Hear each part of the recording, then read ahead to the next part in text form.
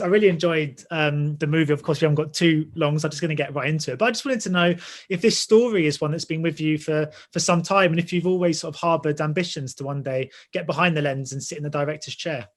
I wrote it when I was young enough to play the Jack role. I wrote it to act in it, and I thought I'd write a role for an older actor who might, have some value in terms of getting a film made.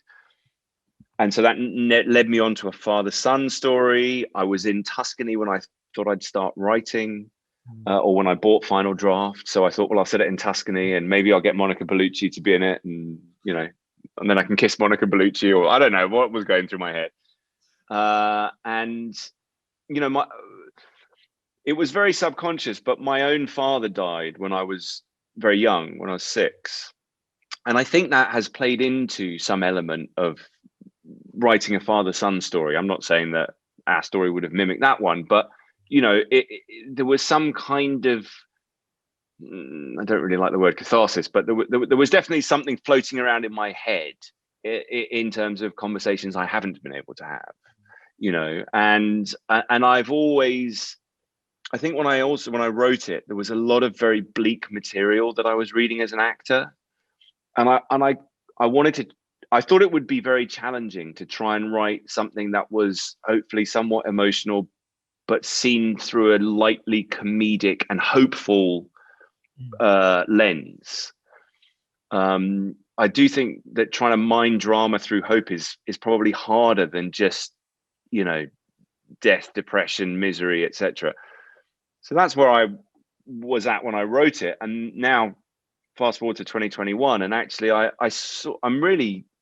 have my fingers crossed that because the film is sort of gentle and hopeful and lightly comedic, and it's sunny and pretty, and Liam's doing something you've never seen him really do before, certainly not for a long time, and it looks like the holiday that you haven't been able to take. I'm sort of hoping we might be able to just sort of tap into that escapist part of people, Yeah, I mean, of course, both Liam and Micheal tragically are able to resonate with the themes of grief that are explored through their characters. So with that in mind, were you quite nervous to send the script to Liam? Yes, I was actually. I knew it could go one of two ways, and I imagined that the way that it was most likely to go was that his agent was going to send me an insulting note. And actually it was the opposite. I got an email from Liam saying how it had resonated with him, and how he felt a bit afraid of the script, and therefore he knew that it was something that he wanted to explore. And given that I didn't know Liam, that was a pretty bold opening, I thought, from him. And then we met, and he's such a gentleman. He really is. And he said to me, I didn't know Micheal, and he said, he was the one who suggested, look, would you consider meeting Micheal to play Jack? I think we could bring something that you couldn't really, you wouldn't be able to act. And I was happy to do it. And actually, Micheal's so charming and lovely. And what you won't know is that Micheal's got a really strong New York accent in real life. I didn't know that. So he really worked his arse off to become an Englishman. I mean, he has English heritage, but to find that accent.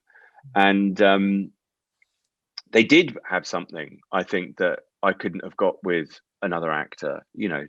Apart from anything else, Micheal occasionally would direct Liam, which I suspect is the first time that Liam has been directed by another actor in 35 years. And it was just sweet to see them in between takes, and they'd be talking about how they were doing the scene, and my dad, why don't you try this, try like that, no, it's better when you did that was funnier. And Liam would just be like, oh, you think, oh, okay, all right, okay, yeah, sure, I'll try that.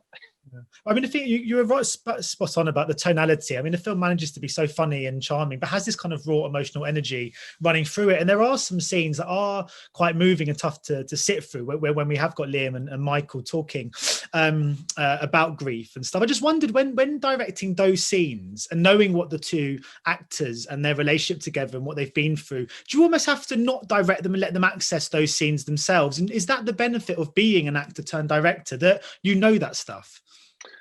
I don't know if that is the benefit. It definitely must play into it, because I somehow instinctively knew when we were doing those days, all the stuff in the barn we shot in one day. And that day we really didn't talk a lot. I wasn't directing them particularly. And actually one of the bigger sequences is one long continuous tracking shot. So, there's not much, I had to just let them. I wanted them to go to wherever they needed to go to.